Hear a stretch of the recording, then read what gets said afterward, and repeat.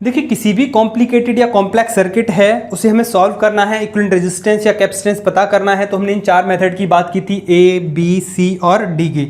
तो method A B C ये हम पढ़ चुके हैं। आज हम पढ़ेंगे method D, infinite series problems. तो इनफाइनाइट सीरीज प्रॉब्लम्स को हमें कैसे सॉल्व करना है, तो आज ये लास्ट मेथड है, इससे हम क्वेश्चन को सॉल्व करना देखेंगे। उसमें हमें सिंपल क्वेश्चन में दिखेगा कि ये इनफाइनाइट सीरीज वाला प्रॉब्लम है, तो वहां पे हमें कैसे पता करना है इक्विवेलेंट रेजिस्टेंस और इक्विवेलेंट कैपेसिटेंस। तो चलिए स्टार्ट करते हैं हम इनफाइनाइट सीरीज प्रॉब्लम्स को। तो देखिए इनफाइनाइट सीरीज प्रॉब्लम्स में सबसे पहली प्रॉब्लम हमने ये ली है, इसमें रेजिस्टेंसेस गिवन है। तो इसमें आइडेंटिकल लूप आपको नजर आ रहे हैं, एक ये है, एक ये है, एक ये है, ऐसे ही इनफाइनाइट आइडेंटिकल लूप है इसमें। हम इसको इनफाइनाइट सीरीज प्रॉब्लम कह सकते हैं। 1 ओम 2 ओम 1 ओम 2 ओम 1 ओम 2 ओम, इसी तरीके से आइडेंटिकल लूप इसमें गिवन है। वो आइडेंटिकल लूप जो दिख रहा है वो कैसा है, कुछ ऐसा है, ठीक है, कुछ इस तरीके से है।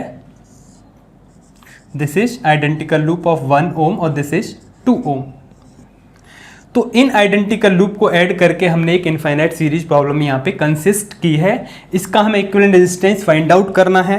तो देखिए इसमें हम एक एजम्पशन लेके चलते हैं, अगर इस इनफाइनाइट सीरीज प्रॉब्लम में से अगर हम एक आइडेंटिकल लूप निकाल दें या फिर इसमें हम एक और ऐड कर दें या रिमूव कर दें इसमें से या फिर ऐड कर दें, तो इसका जो इक्विवेलेंट रेजिस्टेंस है उस पर कोई भी इफेक्ट नहीं होगा, उसकी वैल्यू वही रहेगी जो है। ठीक है बात, तो इसमें कोई प्रॉब्लम नहीं आनी चाहिए। इसे हम मान लेते हैं यहाँ पे x है इसका आंसर, या फिर इसका इक्विवेलेंट रेजिस्टेंस x है। तो इस x से हम समझेंगे, तो आप खुद देख सकते हैं यहाँ इस चीज़ को। चलिए मैं यहाँ से एक आइडेंटिकल लूप यहाँ से रिमूव कर देता हूँ। इसके बाद देखते हैं हम प्रॉब्लम हमारी कुछ किस तरीके से दिखेगी आपको, फिर कुछ इस तरीके से हमें दिखेगी प्रॉब्लम, ठीक है। फिर मैंने एक बढ़ा दूंगा यहाँ पे ऐड करके मीन्स जो इनफाइनाइट वाला दिख नहीं रहा है नेक्स्ट वाला, उसे हम दिखा देंगे यहाँ पे। फिर आपको प्रॉब्लम्स वैसी ही नज़र आएगी जैसे अभी आपको नज़र आ रही है, ठीक है। देखिए 1 ohm, this is 2 ohm, 1 ohm, this is 2 ohm, 1 ohm and this is 2 ohm. वही है, सेम है ना। तो यहाँ जो हमारा आंसर x आएगा इसका, तो इसका भी तो आंसर x आएगा, एक ही बात है, ठीक है। इसका भी इक्विवेलेंट रेजिस्टेंस x आएगा, इसका भी इक्विवेलेंट रेजिस्टेंस x है। तो क्यों ना हम एक काम कर सकते हैं कि यहाँ के बाद जितने भी आइडेंटिकल लूप हैं, एक और आइडेंटिकल लूप मैं यहाँ इसमें ऐड कर देता हूँ अभी कुछ इस तरीके से। ये लीजिए, एक और आइडेंटिकल लूप मैंने यहाँ पे ऐड कर दिया, कोई प्रॉब्लम नहीं है। फिर से इनफाइनाइट तक चलेगा ये, सॉरी यहाँ रेजिस्टेंस नहीं है, नेक्स्ट देखेंगे इस चीज़ को। 2 ओम, कोई बात नहीं है, उसे दिखा दिया है। अभी जो नहीं दिखाया था बस इतने ही दिख रहे थे, 1 2 3 लूप दिख रहे थे, अभी 4 लूप दिख रहे हैं आपको उसी प्रॉब्लम में जिसको हमें सॉल्व करना है। तो देखिए इसका भी आंसर x है, इसका भी आंसर x ही है ना। मज़ेदार बात क्या है यहाँ पे, मैं इस यहाँ से बाद जितना भी है जो सेम है, यहाँ के बाद जितना भी दिख रहा है दोनों सेम है। ये x आंसर है इसका, तो इसका भी आंसर x होगा। तो इस कंप्लीट को मैं यहाँ से रिमूव कर देता हूँ, ओके। यहाँ से रिमूव करके तो एक सिंगल जो x आंसर आएगा इस कंप्लीट का, उसी को यहाँ पे हम ऐड कर देते हैं, बस क्लियर है बात। x वो मैंने ऐड कर दिया, जो बचा हुआ था जिसका आंसर x था वो मैंने यहाँ पे ऐड कर दिया। अब हम इसका इक्विवेलेंट रेजिस्टेंस निकालेंगे और x निकालेंगे। मींस क्या है, इस x इसका इक्विवेलेंट रेजिस्टेंस कितना आएगा, x आएगा। इसमें अब एक आइडेंटिकल लूप ऐड है तो कोई इंपैक्ट इस पर नहीं आएगा, आंसर वही रहेगा। फिर से हम यहाँ पे अब x की वैल्यू फाइंड आउट कर लेंगे और हमारा आंसर निकल के आ जाएगा R इक्विवेलेंट। देखिए ये प्रॉब्लम बिल्कुल वैसे ही है, आपने एल्जेब्रा में कुछ इक्वेशन की होंगी सॉल्व, कुछ इस तरीके की। देखिए √2 प्लस या फिर √3, कुछ भी ले लीजिए, √3 ले लेते हैं, चलिए √3 प्लस एक और अंडर लगा दिया यहाँ पे मैंने 3, फिर प्लस एक और अंडर रूट है 3 प्लस फिर एक और अंडर रूट आएगा, इस तरीके ऐसे चलेगी ये, ठीक है। पूरी कंप्लीट सीरीज है, ये इनफाइनाइट सीरीज है। इसको मैंने कंसीडर कर लिया y, x मैंने यहाँ मान लिया है, इसको हमने y कंसीडर कर लिया और इसका हम यहाँ स्क्वायर कर दें, दोनों ही साइड्स का स्क्वायर कर दें, ठीक है। इसका तो क्या होगा, ये अंडर रूट हट जाएगा सबसे, ये अंडर रूट तो कंप्लीट पर है, जो ब्रैकेट आपको दिख रहा है इस पूरे ब्रैकेट पर है ये अंडर रूट, और उसी का स्क्वायर कर रहे हैं तो ऊपर वाला अंडर रूट यहाँ से हट जाएगा, फिर बचेगा क्या वही प्रॉब्लम बचेगी जिसको हम y मान के चले थे। 3, फिर से 3, फिर एक और अंडर रूट 3, फिर इसी तरीके से ये चलती रहेगी।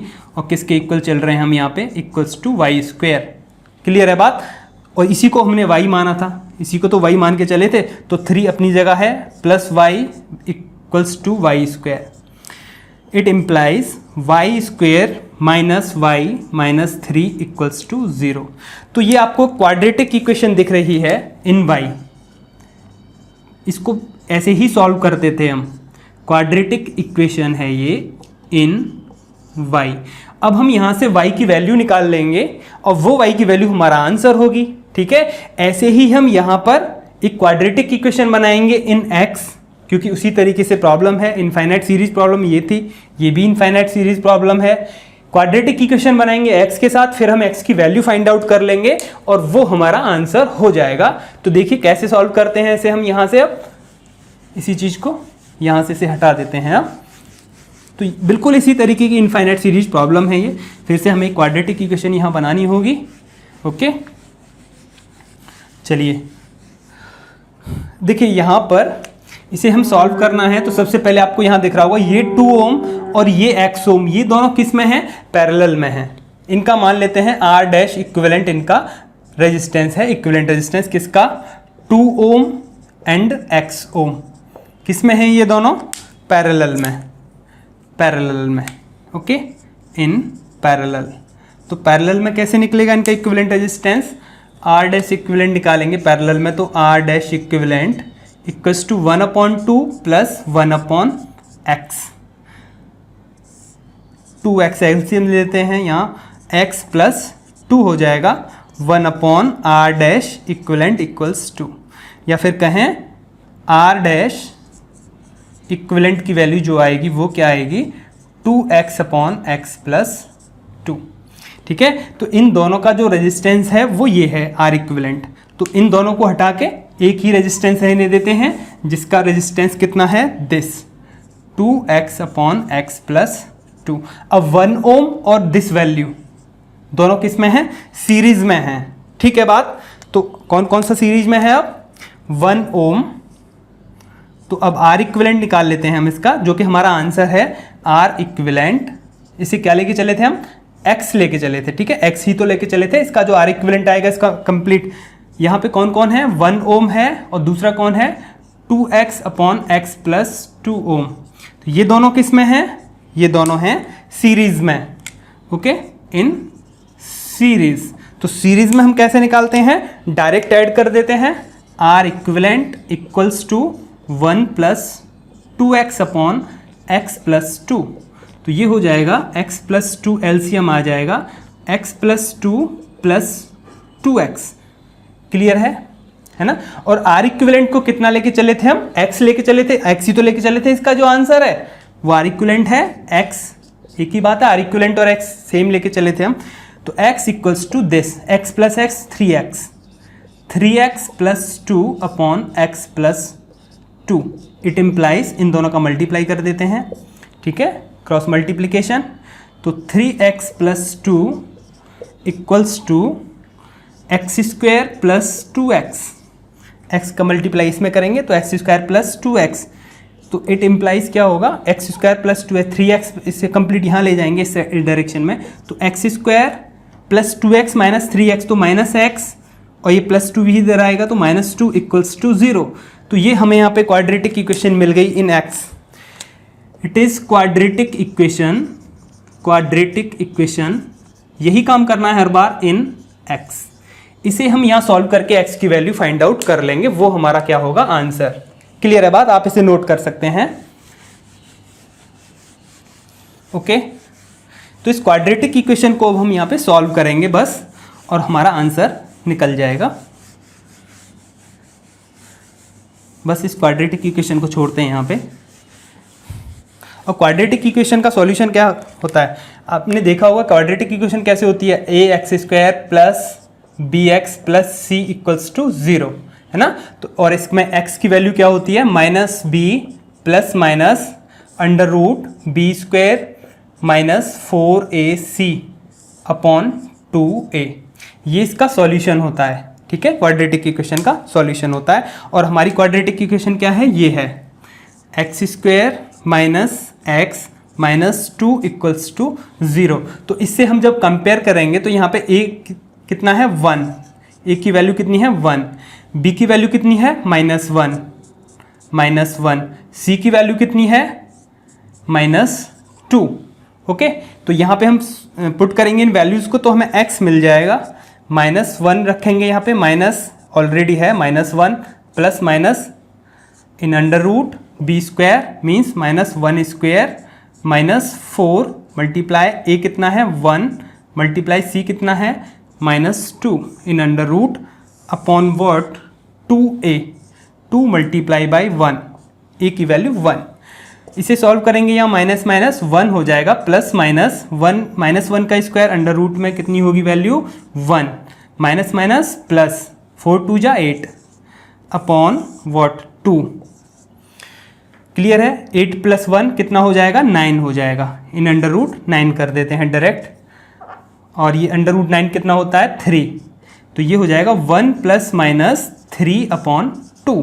तो यहाँ हमें x की कितनी वैल्यूज़ मिलेंगी, 2 वैल्यू मिलेंगी, एक मिलेगी 1 प्लस 3 अपॉन 2 और दूसरी वैल्यू होगी 1 माइनस 3 अपॉन 2। तो यहाँ से x कितनी वैल्यूज़ मिलेंगी, 2 2 जा 4, ठीक है, 3 1 2 हो जाएगा, 4 हो जाएगा तो 2 2 जा 4, और ये कितना हो जाएगा -1, तो -2, 2 से 2 कटेगा तो -1। तो x की हमें यहाँ 2 वैल्यू मिलेंगी, एक होगी 2 और एक होगी -1। तो ये हमारा इक्विवेलेंट रेजिस्टेंस है, बिकॉज तो ये रेजिस्टेंस है तो ये ओम में है वैल्यूज़, ठीक है, किस में है ओम, ओम इसकी यूनिट होती है रेजिस्टेंस की, तो 1 तो हो नहीं सकती माइनस में, ठीक है, negative value of resistance is not possible, तो ये वैल्यू तो नहीं होगी। तो जो इक्विवेलेंट रेजिस्टेंस होगा हमारा वो कितना होगा 2 ओम। सो 2 ओम इज फाइनल आंसर। तो 2 ओम इसका इक्विवेलेंट रेजिस्टेंस होगा इस कंप्लीट सिस्टम का, 2 ohm. Okay, 2 ohm is our answer. तो x कितना आया निकल के हमारा यहाँ पर 2 ओम। तो ऐसे ही इनफाइनाइट नेटवर्क सीरीज प्रॉब्लम को हम इसी मेथड से स्टेप वाइज सॉल्व करेंगे। सबसे पहले आइडेंटिकल लूप चेक करेंगे। आइडेंटिकल लूप को हम एक आइडेंटिकल लूप को ऐड कर लें या हटा दें, कोई फर्क ही नहीं पड़ता, उस आइडेंटिकल लूप को ही हम यहाँ रखेंगे ऐड करके, प्लस जो भी हम आंसर मान के चलेंगे, x मान के चलें, y मान के चलें, उस आइडेंटिकल लूप में और उसे ऐड कर देंगे उस रेजिस्टेंस को, फिर क्वाड्रेटिक इक्वेशन बना लेंगे और वहां से हम x या y जो भी हमने कंसीडर किया है आंसर उसे हम फाइंड आउट कर लेंगे finally. This is 2 ohm here. तो एक और प्रॉब्लम देखते हैं, अभी कैपेसिटेंस की एक जनरल प्रॉब्लम देखते हैं लैडर नेटवर्क में ही। इसी तरीके से ये लैडर का नेटवर्क है ना, लैडर इनफाइनाइट सीरीज नेटवर्क है ये, बिल्कुल ऐसी ही लैडर की एक और नेटवर्क प्रॉब्लम देखते हैं अभी, सेकंड प्रॉब्लम। ओके, चलिए तो देखिए एक और इनफाइनाइट सीरीज प्रॉब्लम में सेकंड प्रॉब्लम है ये। यहाँ हमने कैपेसिटेंस लिए हैं, वही लैडर नेटवर्क है और सीरीज है ये, इनफाइनाइट सीरीज है, आइडेंटिकल लूप है इसमें, और आइडेंटिकल लूप आपको दिख रहा है कौन सा है, वही है जैसे पहले रेजिस्टेंस था, इसमें कैपेसिटेंस है। आइडेंटिकल लूप C1 और C2। देखिए यहाँ हमने कॉमन प्रॉब्लम ली है C1 C2। C1 C2 की वैल्यू कोई भी हो सकती है, आप पुट करेंगे, हम एक फाइनल आंसर बना देते हैं। अगर आप डायरेक्ट उसे पुट करेंगे, उस फॉर्मूला को याद कर लेंगे। अभी हम यहाँ पे इक्विवेलेंट कैपेसिटेंस फाइंड आउट करते हैं और उस फॉर्मूले में आप C1 C2 की वैल्यू पुट कीजिए, तो कोई भी वैल्यू की आपको प्रॉब्लम मिलती है तो आप डायरेक्ट उसका आंसर निकाल पाएंगे। तो यहाँ जो आइडेंटिकल लूप है वो कुछ इस तरीके से है, C1 और C2 इनका कैपेसिटेंस है, तो ये हमारा यहाँ पर आइडेंटिकल लूप है। इस आइडेंटिकल लूप से ये इनफाइनाइट लैडर सीरीज प्रॉब्लम है और इसमें सेम आइडेंटिकल लूप्स कंसिस्ट हैं, ठीक है, इसके साथ ये प्रॉब्लम बनी हुई है। तो यहाँ हमें फिर से वही करना है पहले की तरह से, एक अगर इसमें आइडेंटिकल लूप ऐड कर दें या माइनस कर दें तो कोई फर्क नहीं पड़ने वाला। अगर यहाँ से चलिए यहाँ इसका आंसर मान लेते हैं, सबसे पहले हम C इक्विवेलेंट निकालना है हमें जो कि x है, suppose that it is x इसका आंसर है इस इनफाइनाइट सीरीज प्रॉब्लम का। x माइक्रोफेरेड या कुछ भी हो सकता है, पिकोफेरेड जिसमें ये गिवन है आपका कैपेसिटेंस। यहाँ से अगर मैं एक आइडेंटिकल लूप हटा दें तो कुछ इस तरीके से ये प्रॉब्लम हो जाएगी, वही रहेगी, कोई फर्क नहीं पड़ेगा इस पर, है ना, वही प्रॉब्लम रहेगी, नो इम्पैक्ट ऑन दिस। बस एक मैं बढ़ा देता हूँ यहाँ पे और आपको दिखेगा फिर से इनफाइनाइट तक, एक इंक्रीज कर दिया है यहाँ पे जो दिख नहीं रहा है इसमें, ठीक है यहाँ। तो यहाँ पे ये कैपेसिटेंस लगा हुआ है, वही कैपेसिटेंस और एक यहाँ कैपेसिटेंस, एक यहाँ कैपेसिटेंस, और ये इनफाइनाइट तक चलेगी problem. C1 C2 C1 C2 C1 C2, यही प्रॉब्लम है, सेम प्रॉब्लम है, ठीक है। आंसर कितना है इसका? x। कितना है इसका आंसर? x, मीन्स x इसका इक्विवेलेंट कैपेसिटेंस है। सेम प्रॉब्लम है दोनों ही। तो इसमें क्या करना क्या है, यहाँ के बाद अगर आप देखें तो ये दोनों प्रॉब्लम आपको सेम दिख रही हैं। यहाँ अगर मैं एक और यहाँ पे ऐड कर दूँ कुछ इस तरीके से, ये एक और ऐड कर दें हम यहाँ पे C1 एंड C2, एक और ऐड कर दिया, तो यहाँ के बाद देखें तो ये दोनों प्रॉब्लम सेम है। इसे यहाँ से हटा के इतने पार्ट को उसे x रख सकते हैं, बिकॉज इसका आंसर x है, तो यहाँ पे हम x रख सकते हैं, कोई प्रॉब्लम है नहीं। तो यहाँ हम क्या रख देते हैं? x। एक और कैपेसिटर रख देते हैं, जो हमारा आंसर है C इक्विवेलेंट, जो हमें फाइंड आउट करना है वो सेम था, वो हमने यहाँ पे पुट कर दिया है इसमें। अब हमें क्या करना है, अब हम क्वाड्रेटिक इक्वेशन बनाएंगे। सबसे पहले हम इसका इक्विवेलेंट कैपेसिटेंस पता करेंगे, फिर क्वाड्रेटिक इक्वेशन बनेगी, फिर वहाँ से हम सॉल्व करेंगे उस क्वाड्रेटिक इक्वेशन को, वहाँ हमारा आंसर हमें मिल जाएगा। यहाँ अगर हम देखें तो C2 और X, सबसे पहले एक कैपेसिटेंस निकालते हैं, इक्विवेलेंट कैपेसिटेंस किस का निकालते हैं? C2 का और X का। ये दोनों किस में है? C2 और X किस में है? पैरेलल कॉम्बिनेशन में है। दिख रहा है आपको? सिंपल है। यहाँ से दो जंक्शन से चार्ज दो जगह बढ़ जाएगा, एक इधर और एक इधर, और अलग अलग चार्ज होता है तो किस में होते हैं? पैरेलल में होते हैं। वैसे भी ये दो सेम पोटेंशियल डिफरेंस पर हैं दोनों ही कैपेसिटेंस, तो किस में है? ये पैरेलल में है। तो ये किस में है? पैरेलल केस में है C2 और X का। तो पैरेलल केस में कैसे फाइंड आउट करते हैं हम इक्विवेलेंट कैपेसिटेंस? डायरेक्ट ऐड कर देते हैं C2 प्लस X। तो इन दोनों का इक्विवेलेंट कैपेसिटेंस कितना हो जाएगा? C2 plus X। तो इसे हटा देते हैं और एक C2 प्लस X यहाँ पे हम ऐड कर लेते हैं। तो ये क्या है? C2 प्लस X, जो कि इक्विवेलेंट कैपेसिटेंस आ गया इन दोनों का। तो उसकी जगह एक ही यूज होगा। सिंपल सी बात है। अब देखिए, अब C1 और C2X किस में है? C1 और C2X and C2 plus X किस में है? ये कॉम्बिनेशन सीरीज कॉम्बिनेशन है। ये सिंपल सी बात है। कौन सा कॉम्बिनेशन है? सीरीज कॉम्बिनेशन है। ये दोनों किस में है? सीरीज में है। यहाँ इन दोनों पॉइंट के बीच में हमें इक्विवेलेंट कैपेसिटेंस पता करना है, तो ये डायरेक्ट एक सिंगल वायर से कनेक्टेड है, ठीक है। तो दोनों पे सेम चार्ज होगा। जब इसको यहाँ पे हम एक बैटरी के साथ पोटेंशियल डिफरेंस यहाँ से अप्लाई करेंगे, वही चार्ज इस पे होगा, वही चार्ज इस पे होगा। सेम चार्ज होता है तो सीरीज में होती है प्रॉब्लम, ये आपको पता ही है अच्छी तरह से। यहाँ अब हम इन दोनों को क्या करना है? इक्विवेलेंट कैपेसिटेंस पता करना है। तो कैसे निकालते हैं सीरीज में? तो 1/C equivalent equals to 1/C1, कितना है? C1 ही है, प्लस 1/C2, C2 कितना है? C2 प्लस X, ठीक है। यहाँ हमें C इक्विवेलेंट निकालना है इसका। अब बात बनेगी हमारी 1/C इक्विवेलेंट कितना है? X है, ये भी कंफर्म है। इसको X मान के चले हैं, C इक्विवेलेंट ही तो हमारा आंसर है, जो कि क्या है? X है। उसकी जगह मैं यहाँ पे X लिख देता हूँ, तो कोई प्रॉब्लम नहीं होनी चाहिए आपको।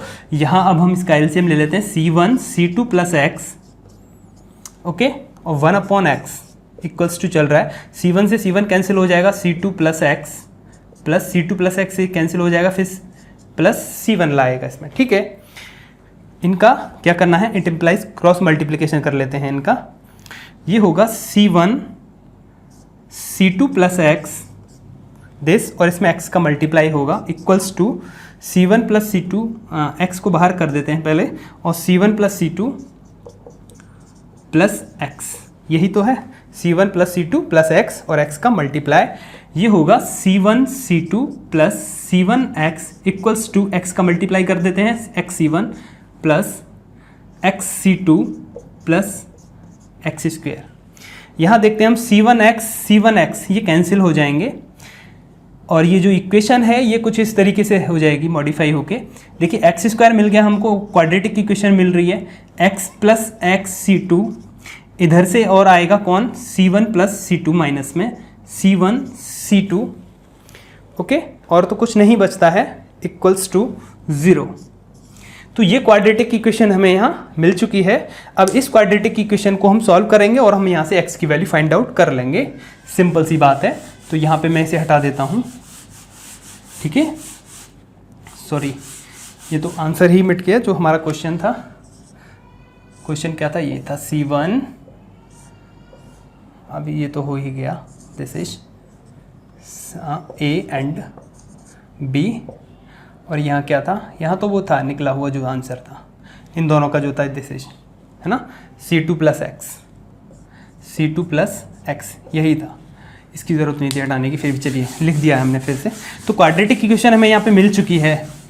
ओके, क्वाड्रेटिक इक्वेशन है ये हमारी, इस क्वाड्रेटिक इक्वेशन को हम यूज़ कर लेते हैं। और क्वाड्रेटिक इक्वेशन क्या है, x square plus x C2 minus C1 C2 equals to 0, जो कि बिल्कुल आइडेंटिकल है किसके, a x square plus b x plus c equals to 0।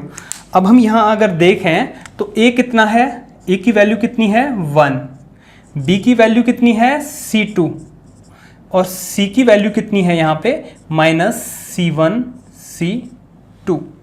Okay, formula क्या होता है, x equals to minus B plus minus B square minus 4ac in under root upon 2a।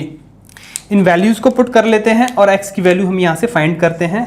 x equals to minus B कितना है minus C2, ठीक है, b की जगह C2 put किया, प्लस माइनस बी स्क्वेयर कितना है C2 का square, C2 square minus 4a कितना है 1 इंटू C कितना है minus C1 C2। Okay, this is C equivalent and x complete upon 2a कितना है 1 मल्टीप्लाई 1, तो ये तो 1 2 ही हो जाएगा, इसे तो हटा ही देते हैं यहाँ से। और यहाँ देखते हैं माइनस माइनस प्लस हो जाएगा, ठीक है, इस माइनस को भी यहाँ से रिमूव कर लेते हैं। और ये कितना होगा 4c1 c2, यहाँ से इसे हटा देते हैं, 4c1 c2। क्लियर है, ये इतना हो गया। यहाँ अभी हम और कर सकते हैं माइनस C2 प्लस माइनस, इसमें से C2 कॉमन ले लेते हैं, जब C2 स्क्वायर कॉमन लेंगे तो बाहर अंडर रूट में है तो बाहर C2 ही निकल के आएगा। ओके, तो यहाँ क्या बचेगा 1 प्लस 4c1। ओके, यहाँ C2 से डिवाइड करेंगे तो यहाँ C2 स्क्वायर होगा, C2 स्क्वायर कॉमन है वो बाहर आ गया, तो डिवाइडेड बाई C2 करना पड़ेगा। क्लियर है बात, अपॉन व्हाट 2। क्लियर है, इस 2 को दोनों के साथ लिख सकते हैं, C2 अपॉन 2 कर सकते हैं, और या फिर C2 अपॉन 2 ऐसे भी इसे लिख सकते हैं, कोई प्रॉब्लम नहीं है। ठीक है, अब यहाँ से अब हम देखें अगर इसे पीछे लगा सकते हैं, माइनस C2 अपॉन 2 को पीछे लिख सकते हैं, कोई प्रॉब्लम नहीं है, माइनस C2 अपॉन 2 को पीछे लिख सकते हैं, कोई प्रॉब्लम नहीं है। तो x इक्वल्स टू निकाल रहे हैं हम। क्लियर है बात, C2 यहाँ पे कॉमन ले सकते हैं हम, C2y2 कॉमन ले सकते हैं। कॉमन लेंगे तो अंदर कौन बचेगा, plus minus 1 plus 4c1 upon C2। ये वैल्यूज़ क्लियर हैं, ठीक है, माइनस ही है, ये माइनस में ही चल रहा था, ये प्लस हो गया था, कोई प्रॉब्लम नहीं है। ये अंडर रूट में है और माइनस C2 अपॉन 2 कॉमन लिया है तो ये 1 बचेगा यहाँ पे, ये दिस इज ओनली 1। देखिए ये अंडर रूट में नहीं है, ध्यान रखना है, -1। तो ये वैल्यू हमको मिलेगी x की। अब इसमें से हम जो वैल्यू लेंगे x की, ओनली पॉजिटिव वैल्यू लेंगे, because negative value of capacitance और रेजिस्टेंस इज नॉट पॉसिबल। तो यहाँ पे जो वैल्यूज आएंगी निकल के x की, तो एक वैल्यू तो ये होगी C2 अपॉन 2, पॉजिटिव लेंगे उस टाइम पे होगी value 1 plus 4c1 upon C2 in under root, sorry पूरे कंप्लीट का अंडर रूट है, अंडर रूट -1, एक वैल्यू होगी ये। दूसरी वैल्यू क्या होगी C2 अपॉन 2, फिर माइनस लेंगे नेक्स्ट टाइम में, ठीक है, तो माइनस लेंगे तो ये होगी value -1 plus 4c1 upon C2 in under root, okay, -1। इस क्वाड्रेटिक इक्वेशन को तो हटा ही देते हैं, इसका यूज है नहीं अब। तो ये दो वैल्यू होंगी यहाँ पर किसकी, x की। एक वैल्यू ये है x की, एक वैल्यू ये है x की। ये देखिए ये यहाँ भी माइनस है, यहाँ भी माइनस है, दोनों सम होना है, आंसर किस में आएगा ओवरऑल। यहाँ पे माइनस कॉमन ले सकते हैं, तो यहाँ मैं प्लस कर देता हूँ, ओके, यहाँ प्लस हो जाएगा और यहाँ बाहर माइनस आ जाएगा। तो ये वैल्यू माइनस में है, ये वैल्यू किस में है, प्लस में है। तो x क्या है, C इक्विवेलेंट ही तो है, आंसर है हमारा। इसी को तो C इक्विवेलेंट लेके चले थे, स्टार्ट में, ठीक है, ये आंसर है। तो सी इक्विवेलेंट कितना आएगा, ये आएगी वैल्यू सी इक्विवेलेंट की। क्यों आएगी पॉजिटिव वैल्यू, क्योंकि नेगेटिव वैल्यू ऑफ कैपेसिटेंस और रेजिस्टेंस इज नॉट पॉसिबल, तो ये वैल्यू हम नहीं लेंगे क्योंकि ये वैल्यू नेगेटिव वैल्यू है। क्लियर है बात, तो ये वैल्यू ये हमारा आंसर होगा। तो इस इनफाइनाइट लैडर सीरीज नेटवर्क का जो आंसर है वो जो इक्विवेलेंट कैपेसिटेंस है वो ये है। अब आप यहाँ पर C1 C2 कोई भी वैल्यूज दे दीजिए, C1 पुट करेंगे C2 पुट करेंगे इस इक्वेशन में और आपको मिल जाएगा C इक्विवेलेंट डायरेक्ट। मैं यहाँ से लिख देता हूँ, नोट कर लेते हैं इसे। कितना है इसका C इक्विवेलेंट, जो आंसर है वो क्या है, C2/2 and 1 plus in under root in a bracket 1 plus 4 C1/C2 minus 1, ठीक है, this value C2/2 1 plus 4 C1/C2 minus 1. So this is the standard equation for C equivalent for this infinite ladder series problem. यहाँ C1 C2 कुछ भी हो सकता है, C1 C2 जो भी वैल्यूज हों आप इसमें C1 C2 की वैल्यू पुट करके C equivalent डायरेक्टली निकाल सकते हैं किसी भी वैल्यू के लिए। तो अगर आपके लिए मल्टी चॉइस क्वेश्चन में आता है तो आप सिंपल इसे याद कर लें, इसे लर्न कर लें इस फॉर्मूले को और C1 C2 की वैल्यू पुट कर दें तो डायरेक्ट आप इससे निकाल सकते हैं, ठीक है। अभी एक और प्रॉब्लम देखते हैं रेजिस्टेंसेज के लिए। क्लियर है, चलिए देखते हैं। तो देखिए एक और इनफाइनाइट सीरीज प्रॉब्लम है, ये रेजिस्टेंसेस के साथ है। यहाँ पर हमने एक और एक्स्ट्रा रेजिस्टेंस ले लिया है। यहाँ पे अभी एक ये इस तरह का सेम आइडेंटिकल लूप था, यहाँ पे एक और एक्स्ट्रा रेजिस्टेंस है, इसके साथ है ये प्रॉब्लम। तो फिर से सिंपल वही करते हैं हम, है ना। यहाँ एक आइडेंटिकल लूप है, वो क्या है, आइडेंटिकल लूप है 1 ओम 1 ओम और 1 ओम के, ठीक है। 3 रेजिस्टेंसेस हैं, कुछ इस तरीके से हमारा आइडेंटिकल लूप यहाँ पे गिवन है। ए और बी ये पॉइंट्स हैं, इन पॉइंट्स के बीच में हमें यहाँ पे इक्विवेलेंट रेजिस्टेंस फाइंड आउट करना है। It is 1 ohm, it is 1 ohm और इट इज़ ऑल्सो 1 ओम। तो ये एक आइडेंटिकल लूप है, इसी आइडेंटिकल लूप की ये इनफाइनाइट लैडर सीरीज प्रॉब्लम है। इसका हमें इक्विवेलेंट रेजिस्टेंस यहाँ फाइंड आउट करना है। सपोज इसका इक्विवेलेंट रेजिस्टेंस क्या है, x है। फिर से वही, ठीक है, अब बार बार इसे दिखाने की ज़रूरत नहीं है, हम यहाँ पे फिर से वही काम करते हैं बहुत ही ईजीली। आइडेंटिकल लूप लगाएंगे, आइडेंटिकल लूप में जो भी x है उसको ऐड कर देंगे। आइडेंटिकल लूप ये है a b सिंपल, और ये x जो हमारा आंसर है इसका जो इक्विवेलेंट रेजिस्टेंस है उसको इसमें ऐड कर देंगे। सॉरी, आइडेंटिकल लूप ये है, इसको पैरेलली ऐसे ऐड करना है इस तरीके से, ठीक है। ये x है, ये 1 ओम, ये 1 ओम और ये 1 ओम, ठीक है। कुछ इस तरीके से मान के चलिए, ये x है इसका आंसर, इसका इक्विवेलेंट रेजिस्टेंस x है। फिर मैंने यहाँ से कुछ इस तरीके से हाइड कर लेंगे, बचा हुआ है इसका भी आंसर x है, क्योंकि ये भी इनफाइनाइट सीरीज प्रॉब्लम है। इसमें से एक आइडेंटिकल लूप यहाँ से हटा देते हैं तो इसमें कोई प्रॉब्लम नहीं आनी चाहिए। तो ये तो जो मैंने हाइड किया है वो तो ये रहा यहाँ पे, और जो इसका आंसर भी क्या है, x है, वो ये दिख रहा है आपको सिंपल।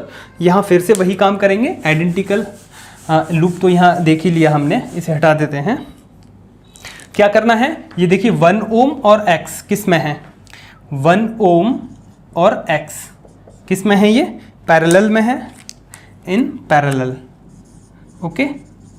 इनका यही निकाल देते हैं हम, क्या, इक्विवेलेंट रेजिस्टेंस।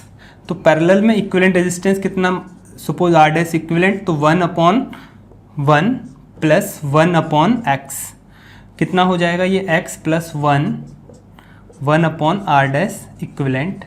तो r डैश इक्विवेलेंट कितना हो जाएगा, x/x प्लस 1, ठीक है। तो इन दोनों का जो इक्विवेलेंट रेजिस्टेंस है वो ये है, तो इसे हटा देते हैं यहाँ से और ओनली यही लिख देते हैं x/x प्लस 1। अब ये तीनों मिला के किस में है, सीरीज में है, ओके। कौन कौन, 1 ओम एंड x/x प्लस 1 ओम को बार बार लिखने की ज़रूरत नहीं है, और ये 1 ओम, ठीक है।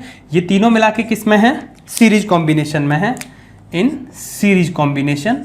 और सीरीज कॉम्बिनेशन में कैसे फाइंड आउट करते हैं हम, सिंपल ऐड कर देते हैं, r equivalent equals to 1 plus x/x plus 1 plus 1, तीनों को ऐड कर दिया। और आर इक्विवेलेंट ही क्या है, x है, जिसे हम लेके चले थे x को, वही क्वाड्रेटिक इक्वेशन हम यहाँ बना रहे हैं। 1 + 1 2 हो जाएगा, तो यहाँ पे 2 लिख देते हैं, 2 + x + 1।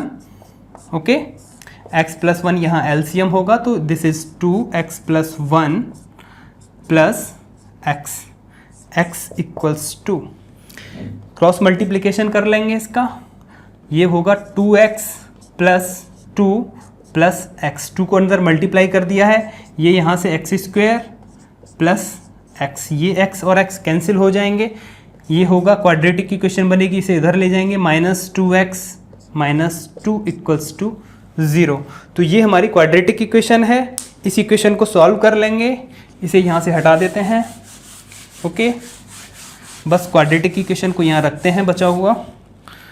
तो x² - 2x - 2 = 0 मीन्स जो हमारी जो क्वाड्रेटिक इक्वेशन है वो क्या है, ax² + bx + c = 0 होती है। तो a कितना हो जाएगा, कंपेयर करेंगे तो 1, b कितना हो जाएगा -2, c कितना है -2।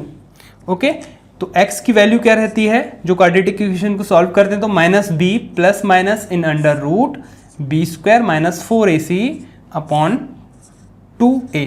ओके, यहाँ हम वैल्यूज पुट करनी है और x की वैल्यू फाइंड आउट कर लेते हैं। -b कितना है, -2 ± इन √ b² मीन्स -2² -4a कितना है 1।